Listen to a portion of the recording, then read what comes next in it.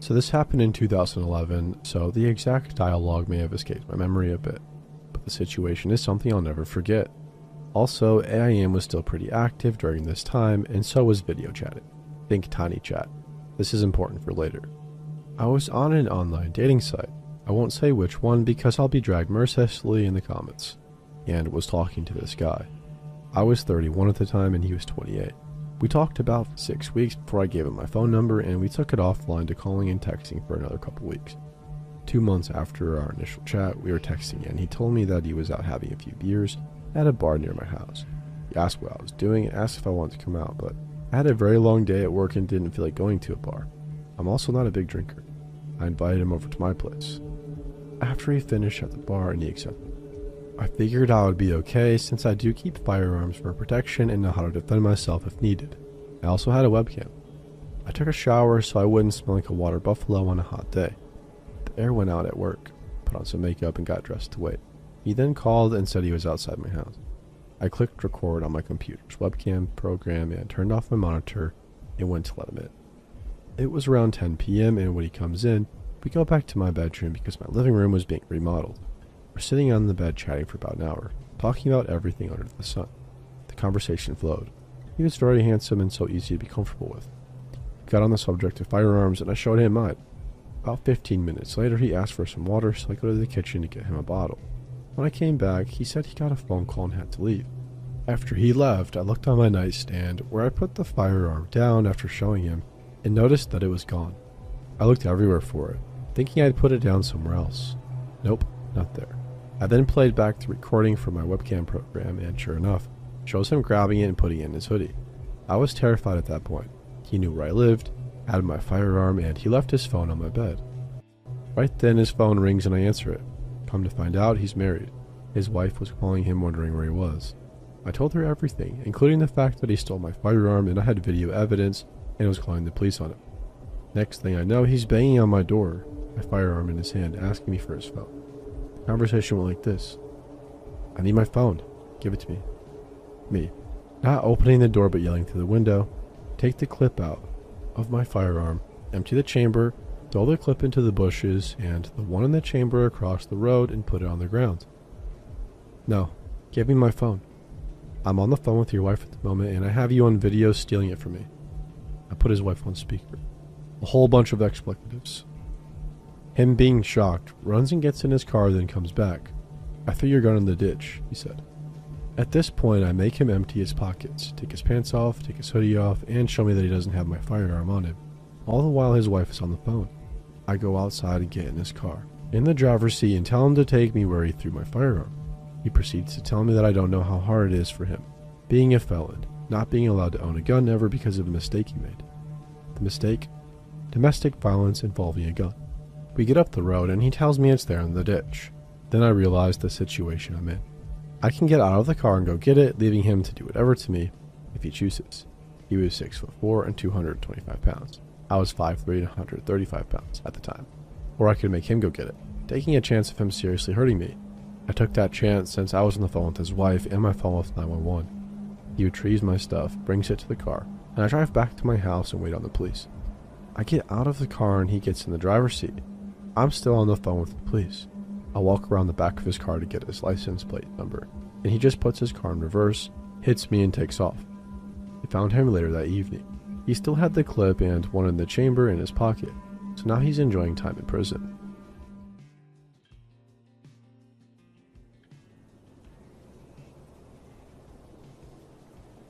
Okay, so I've been trying to figure out how to write this for like 2 weeks now because every time I start, I either freak myself out all over again or it just doesn't come out right.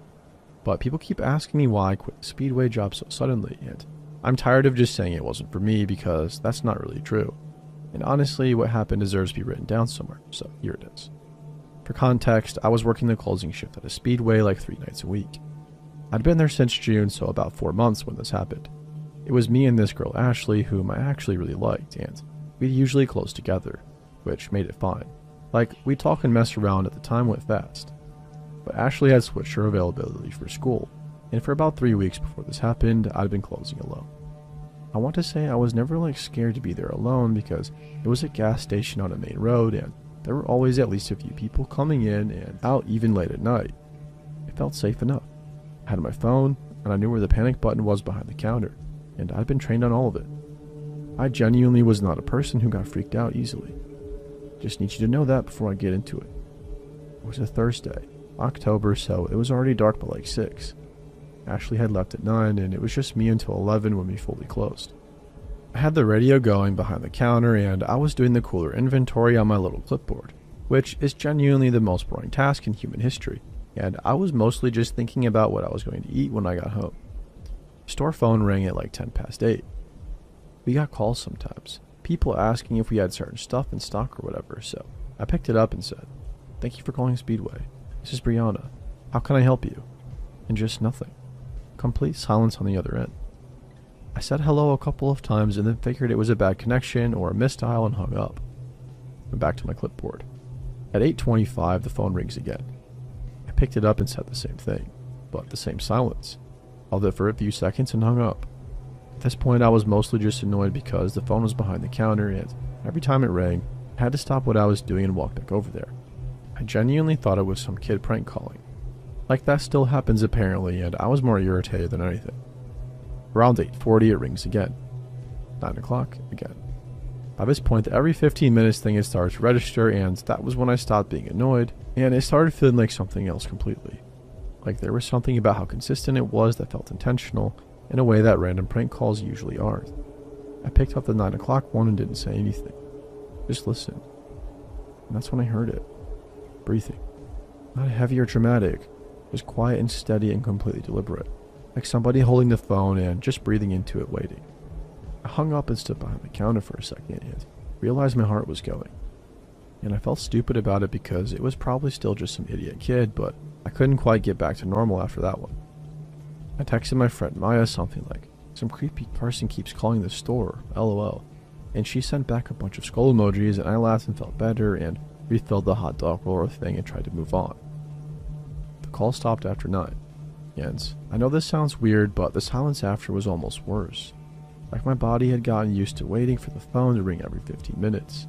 And when it stopped, I didn't feel relieved. I just felt like something had shifted. Can't explain it better than that. It just felt like whatever was on the other end of those calls had stopped calling because it was done with that part. I was straightening the chipwreck by the front windows around 9 when one of the front door handles moved. Not open, moved.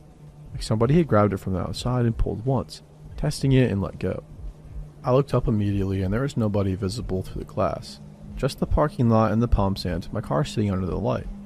I stared at the door for a long moment and told myself it was the wind, even though I knew it wasn't because it was a handle, not a push door, and wind doesn't grab handles. I went back to the chipwreck. A little after 9, the side door rattled. The side door is by the coolers on the east wall. It's like a secondary entrance that most regular customers don't really use, more of a local thing.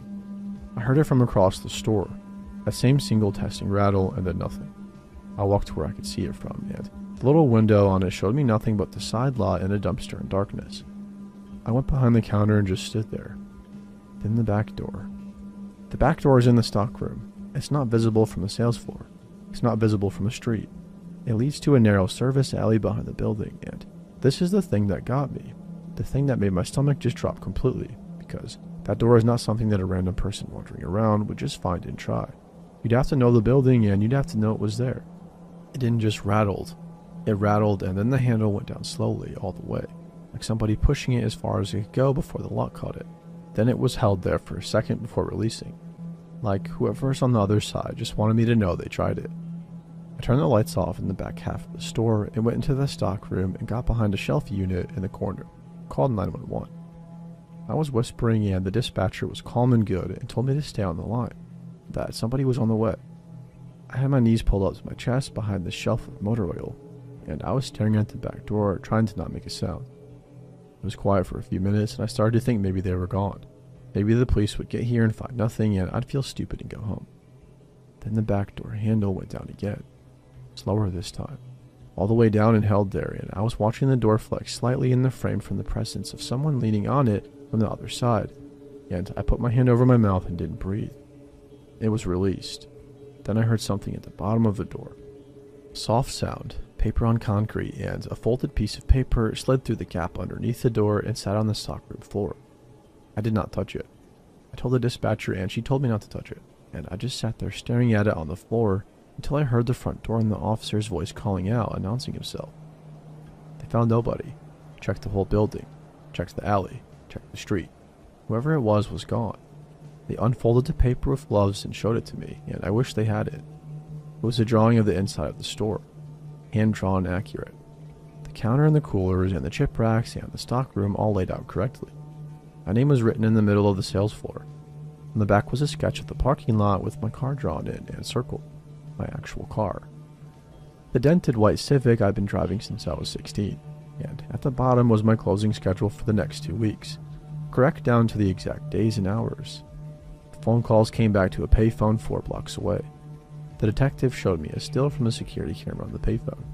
A figure in a dark hoodie making call after call, never once turning toward the camera. Definitely not by accident. Purposely keeping their face away from it across every single call for over an hour.